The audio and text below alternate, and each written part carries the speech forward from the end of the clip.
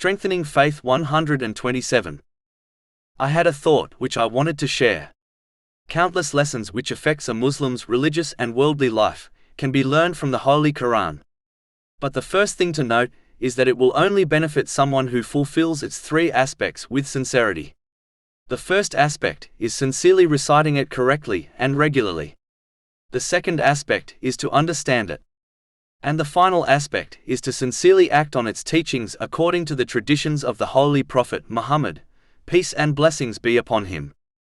One of the main teachings of the Holy Quran is for people to understand and strive to fulfill the purpose of their creation, namely, to prepare for their meeting with Allah, the Exalted, on Judgment Day. In respect to a non-Muslim, when one fails to recognize this purpose, they will not understand why they were created and placed on this earth. This will cause them to incorrectly prioritize the things and people in their life. They will give importance to things which are not so important. They will end up dedicating their lives to things which, in respect to the bigger picture, are pointless. Their eating, drinking, happiness and sadness will revolve around these things. Some will reach such a low level that even other non-Muslims will declare that their life is aimless and has no real purpose or meaning. For example, many dedicate their lives and their efforts to drama, entertainment, sports, animals, plants and their careers. Even though dedicating one's efforts towards a lawful career is a good thing, yet it must never become one's ultimate aim in life. This type of person will not fulfill their purpose and instead lead an aimless and empty life. They will misuse the blessings they have been granted, which prevents them from obtaining peace of mind and body. This is one of the main reasons why people who have obtained much worldly success end up depressed and suicidal. The one who believes their life is valuable and has meaning will never contemplate suicide. This contemplation in itself is proof that the lives of these types of people are aimless, even if they obtained much worldly success, as they did not understand nor fulfill the purpose of their creation. Chapter 59 Al-Hash, verse 19. And be not like those who forgot Allah, so he made them forget themselves. Those are the defiantly disobedient. And chapter 20 Taha, verse 124. But whoever turns away from my remembrance will certainly have a miserable life.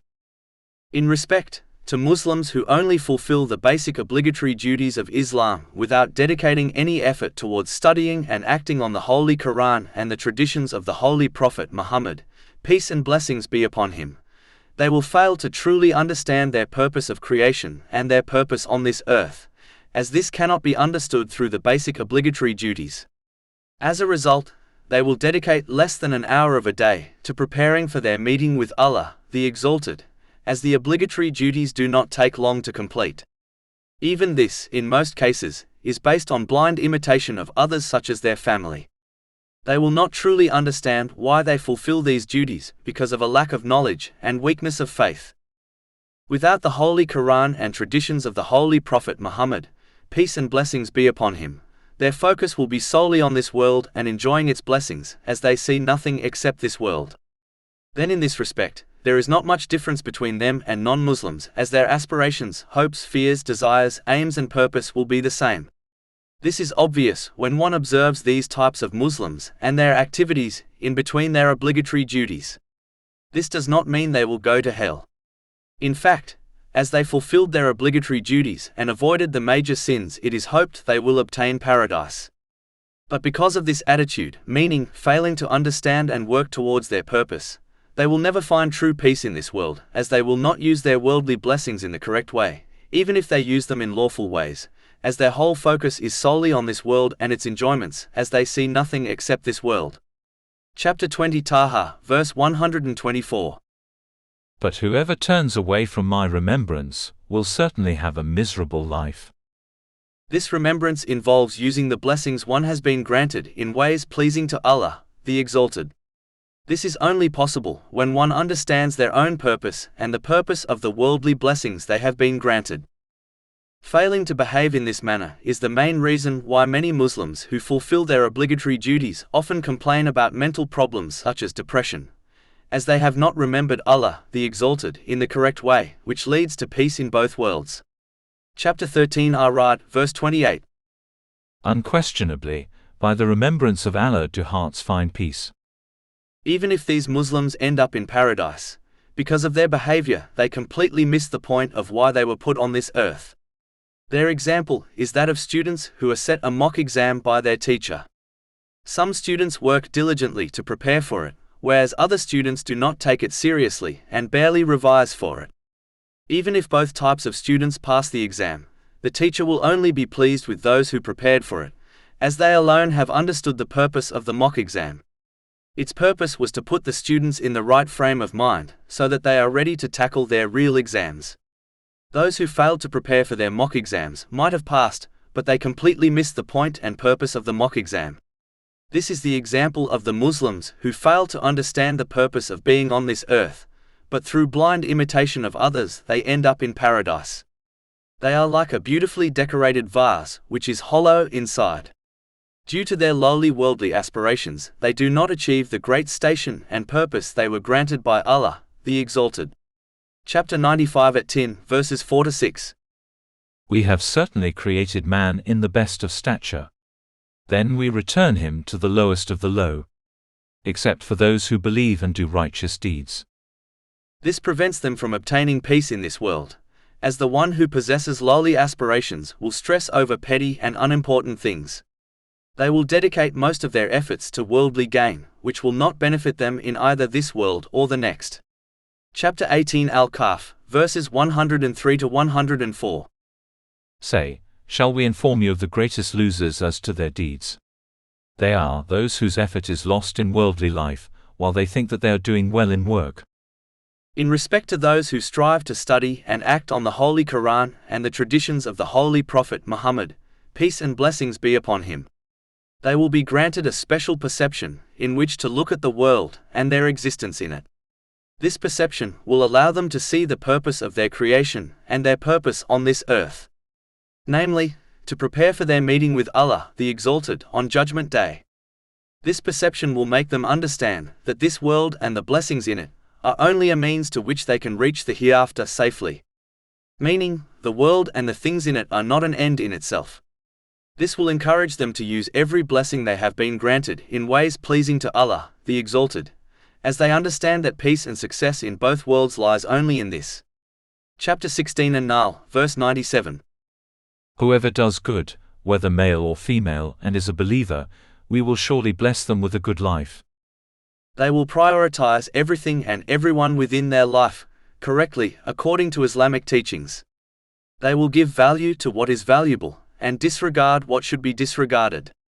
Their example is of a librarian who organizes their great library of books in the correct order, so that they can easily find the book they desire without any stress. Whereas, the one who does not prioritize things and people in their life correctly, according to the teachings of Islam, is like the librarian who arranges their large collection of books in a random order. As a result, finding a single book becomes a nightmare and source of stress for them, as they misplaced all their books. Similarly, the one who misplaces the worldly blessings, such as wealth and people, they have been granted will find nothing but stress from them. This is the one who does not understand the purpose of their creation and their purpose on this earth. This is the one who does not perceive the hereafter, even if they fulfill the basic obligatory duties. As mentioned earlier, the perception the Holy Quran grants a person will make them understand that all the worldly blessings they have been granted are a means to an end and not an end in itself. Therefore, they will never be adversely affected by what they gain, lose or fail to obtain in this world, as all things are only a means. The means are not important, only the end is.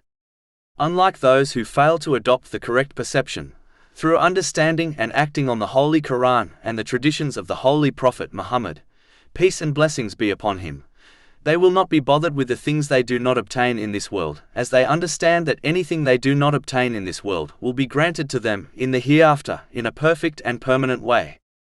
This perception will allow them to observe the world as if it is a drop compared to the endless ocean of the hereafter, just like the Holy Prophet Muhammad, peace and blessings be upon him, advised in a narration found in Sunan Ibn Majah, number 4108.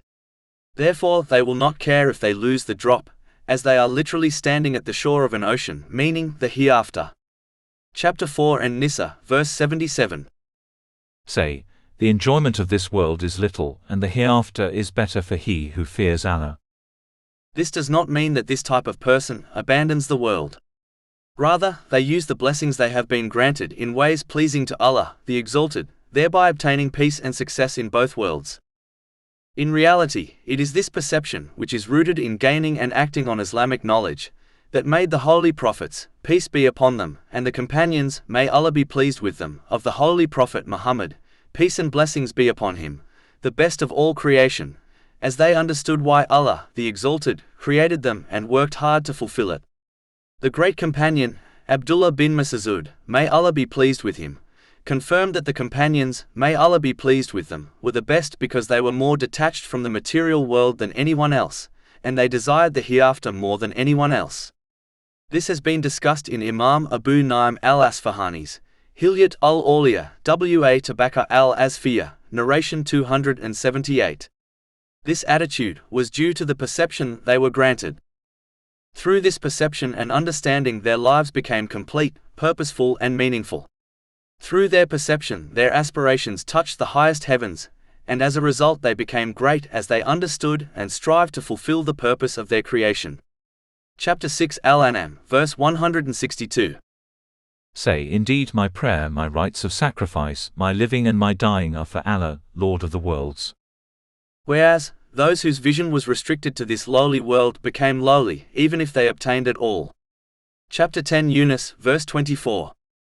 The example of this worldly life is but like rain which we have sent down from the sky that the plants of the earth absorb, those, from which men and livestock eat, until when the earth has taken on its adornment and is beautified and its people suppose that they have capability over it, there comes to it our command by night or by day, and we make it as a harvest as if it had not flourished yesterday. Thus do we explain in detail the signs for a people who give thought. It is this perception and understanding the Holy Quran and the traditions of the Holy Prophet Muhammad, peace and blessings be upon him, grants the one who sincerely strives to understand and act on them. The one who misses out on this has failed to understand the purpose of their creation and the purpose of being on this earth, even if they obtain paradise in the hereafter. The three types of people discussed above has been summarized in the Holy Quran as well. Chapter 56 Al-Waqi'ah, verses 1 to 11. When the occurrence occurs and you become of three kinds. Then the companions of the right, what are the companions of the right? And the companions of the left, what are companions of the left?